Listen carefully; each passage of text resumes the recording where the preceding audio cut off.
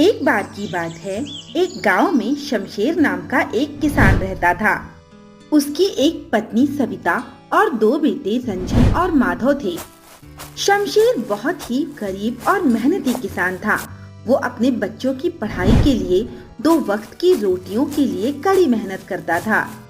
दोनों बेटे रंजन और माधव पढ़ाई लिखाई में बहुत तेज थे। शमशेर को पढ़ाई लिखाई का महत्व बहुत अच्छे से पता था, क्योंकि गरीब होने के कारण वो पढ़ाई नहीं कर पाया था, लेकिन अपने बच्चों को पढ़ा लिखाकर एक बड़ा अफसर बनाना चाहता था और इसीलिए वो अपने पेट की रोटी काटकर बच्चों की फीस भरा करता था। दिवाली का दिन आया और उस दिन शमशेर खेत में नहीं गया, क्योंकि वो अपने परिवार के साथ घर की सफाई कर रहा था। शमशेर ने सभी को काम बांटा हुआ था। सविता रसोई की सफाई कर रही थी और दोनों बच्चे शमशेर के साथ मिलकर पूरे घर की सफाई कर रहे थे। तभी शमशेर ने चारपाई के नीचे से एक बड़ा सा बक्सा निकाला, जिस पर पुराने जमाने वाला बड़ा सा ताला लगा हुआ था। तभी रंजन और माधव की नजर उस बक्से पर गई। अरे पापा, इतना बड़ा बक्सा, इसे तो आपने हमें कभी दिखाया ही नहीं। अरे इसमें कुछ पुराने सामान हैं जो तुम लोगों के काम के नहीं हैं। पापा दिखाओ ना खोल कर ये बक्सा, हमें भी जानना है कौन सा पुराना सामान है, हम भी देखेंगे। हाँ पापा, इसकी चाबी कहाँ रखी है बताओ ना, मैं खोलूंगा इस बक्से को, दो ना पापा। मैंने कहा ना, इसमें कुछ पुराना सामान है, जब तुम लोग भी बड़े हो जाओगे तब तुम्हें मिल जाएगा। पापा इसमें आपने कोई खजाना छुपा रखा है क्या? भैया सही कह रहे हैं, लगता है आपने इसमें कोई खजाना छिपा रखा है, हमें बता नहीं रहे और हमें इस गरीबी में जीना पड़ रहा है। मैंने कहा ना, इसमें कुछ नहीं है, तुम लोगों के काम की चीज नहीं है। चलो जाओ, तुम लोग काम करो अपना। दोनों बच्चे गुस्सा होकर कमरे से बाहर चले गए। तभी सविता रसोई की साफ सफाई करने के लिए कमरे में आई। अरे क्या बात है, तुम लोग इतना शोर क्यों कर रहे हो? अरे क्या बताऊं, बच्चों को लग रहा है कि मैंने इसमें कोई खजाना छुपा रखा है और मैं उन्हें दे नहीं रहा हूँ। तो फिर बक्सा खोलकर दिखा दीजिए ना उन्हें। मेरे बच्चों को अपने पिता पर भरोसा होना चाहिए कि इसमें कोई खजाना नहीं है, और खबरदार, इस बक्से के बारे में उन्हें कुछ बताया भी तो। ऐसे करते करते शाम हो गई। घर की सफाई भी पूरी हो गई थी और दोनों बच्चे बाहर से खेल कर घर आ गए और गुस्से में जाकर सो गए। दोनों ने खाना भी नहीं खाया। अगली सुबह होते ही उनके दिन ही बदल जाते हैं। जो बच्चे अपने माँ बाप की इज्जत करते थे, उनकी हर एक बात मानते थे और समझते थे, वो आज दोनों गुस्सा होकर अपने मन में अपने माता पिता के लिए नफरत लेकर बैठ जाते हैं। उन दोनों को ये लग रहा था कि पक्का उस बक्से में उनके पापा ने खजाना छुपा रखा है और बहुत दौलत इकट्ठा कर रखी है, लेकिन बस गरीबी का नाटक करते रहते हैं और उन्हें कुछ भी खरीदने के लिए रोकते रहते हैं। मुझे तो लगता है अपने बुढ़ापे के लिए उन्होंने दौलत इकट्ठा कर रखी है और हमें ऐसे पुराने कपड़े पहनने को दे रहे हैं। हाँ भाई, सही कह रहे हो, हमारे पापा हमसे झूठ बोल रहे हैं। तभी शमशेर बाहर से घर आया और उसने अपने दोनों बच्चों से पूछा, क्या बात है, आज तुम दोनों स्कूल क्यों नहीं गए? आपको इससे क्या करना, आप जाइए और अपने बक्से को संभाल कर रखिए, उसकी पहरेदारी करिए। घर का पूरा माहौल बिगड़ चुका था। ना सविता का घर के कामों में मन लग रहा था और ना ही शमशेर खेतों में काम के लिए बाहर जा पा रहा था।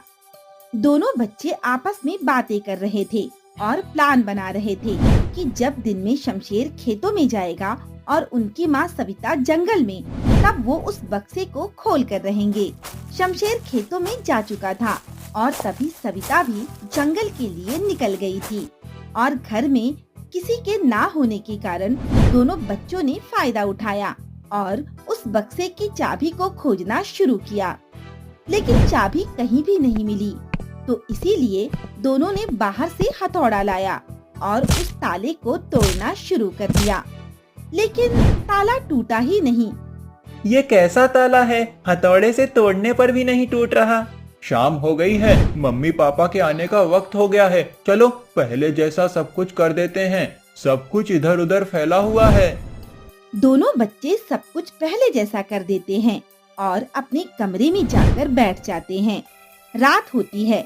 सविता और शमशेर साथ बैठकर बातें कर रहे थे और चिंता कर रहे थे। आप बच्चों को बक्सा खोलकर दिखा क्यों नहीं देते? झूठ मूठ ही घर का माहौल खराब हो रहा है इस वजह से। नहीं सविता, चलने तो जैसा चल रहा है, उनका गुस्सा कुछ दिन में शांत हो जाएगा। लेकिन बढ़ते दिनों के साथ घर का माहौल ठीक होने के बजाय और खराब होता जा रहा था। दोनों बच्चे अपने माँ बाप से सही तरीके से बात तक नहीं कर रहे थे और स्कूल जाना तो उन दोनों ने एकदम ही छोड़ दिया था। फिर एक दिन माधव और रंजन जब रात में सो रहे थे, तभी शमशेर और सविता दोनों घर छोड़कर चले गए। जब अगली सुबह हुई तो रंजन और माधव ने देखा कि टेबल पर एक चिट्ठी रखी हुई थी और उसके ऊपर एक चाबी रखी थी। अरे ये चाबी कहीं उस बक्से की तो नहीं है ना? और इस चिट्ठी में क्या लिखा है? रंजन जरा पढ़ तो क्या लिखा है। रंजन ने चिट्ठी को तुरंत उठाया और पढ़ना शुरू किया। मेरे दोनों बच्चों, तुम दोनों को लगता है कि मैंने उस बक्से में खजाना छुपा रखा है, इसीलिए मैं आज वो खजाना तुम लोगों को सौंप कर जा रहा हूँ। हम दोनों ने वो खजाना और घर तुम दोनों को दे दिया है। तुम दोनों हमेशा खुश रहना। चिट्ठी को पढ़ने के बाद दोनों ने चाबी लेकर तुरंत बक्से के पास जाकर बक्से को खोला तो उन्होंने देखा कि उसमें एक डायरी रखी हुई थी। दोनों उस डायरी को निकालते हैं और पढ़ते हैं तो उनके दादाजी मोतीराम ने उसमें लिखा हुआ था। बेटा शमशेर, ये सभी बातें अपने जीवन में उतारना। कभी झूठ मत बोलना, कभी कोई बेईमानी मत करना, कभी किसी काम को करने में आलस मत दिखाना, अपने बड़ों का सम्मान करना और कभी भी पैसों का लालच मत करना। और ये डायरी वो दौलत है जो कभी भी तुमसे कोई नहीं छीन सकता।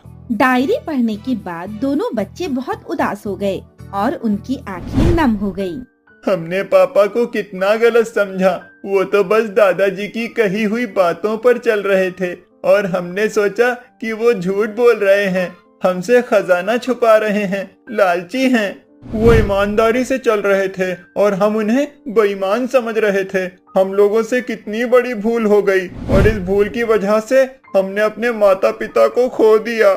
दोनों बच्चों को अब अपनी गलती का एहसास हो चुका था और अपनी गलती को सुधारने के लिए वो दोनों तुरंत ही घर से बाहर निकले और अपने माता पिता को ढूंढने चले गए।